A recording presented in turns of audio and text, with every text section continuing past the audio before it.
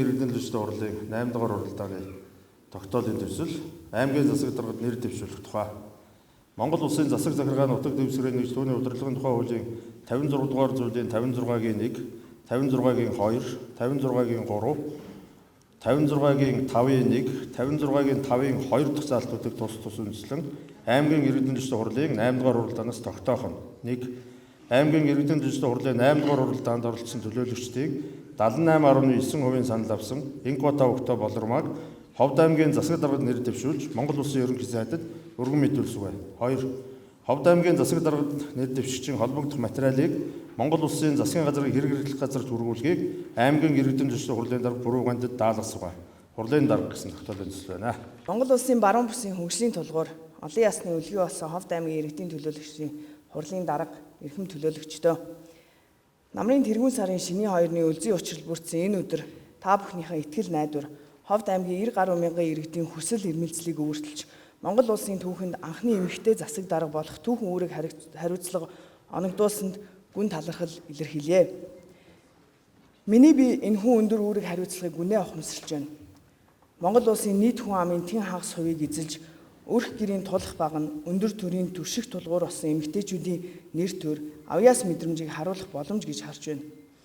Мөн сурч эзэмсэн боловсрал, ажлын туршлага эх орныхоо хөгжлийн төлөө зориулахыг хүсч мөрөөддөг шинэ үеийн залуусынхаа хүсэл мөрөөдлийг биелүүлэх түүчээ болж байгаа ухамсарлаж байна.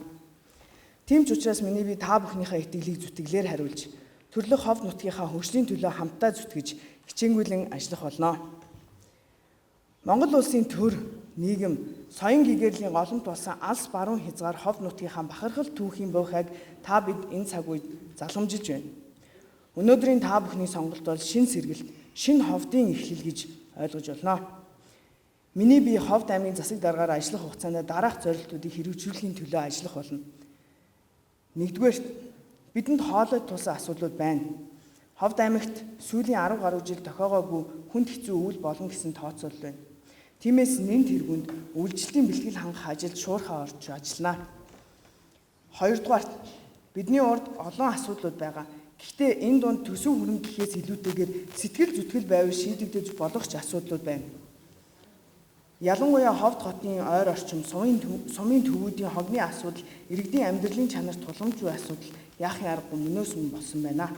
Үүн дээр хамтдаа хурдтай шийдэл гаргаж ажиллах болно. Үүнээс гадна өвлийн утаа зөвхөн Улаанбаатар хотын асуудал биш болсон байна.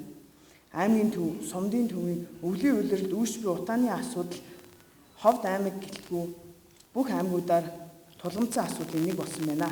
Тиймээс хамтдаа шинэ технологи, олон улсын туршлага дээр суурилсан шийдвэрийг гаргаад ирэх үйл энэ асуудал дээр хамтдаа шийдлээ гаргаж явъя. Гуравдугаар, Монгол улсын засгийн газраас дэвшүүлэн хэрэгжүүлж буй эдийн засгийн тусгай тогтнолын төлөө шинэ сэргэлтийн бодлогыг Ховд нутагтаа хэрэгжүүлж жишг аймаг болгохын төлөө ажиллана. Бомтын сэргэлтийн хүрээнд Булган бомтыг Монгол улсын гадаад худалдаа гол зангилаа бомтын нэг болгон нисэх буудал болон агаарын бомтыг үргэлжлүүлэн аялал жуулчлалыг жишг болгох боломжтой газар зүйн таатай байршил Ховд нутагт маань бий. Монгол улсын тэргүүлэх аймаг болгохын төлөө хамтдаа хичээн зүтгэцгээе.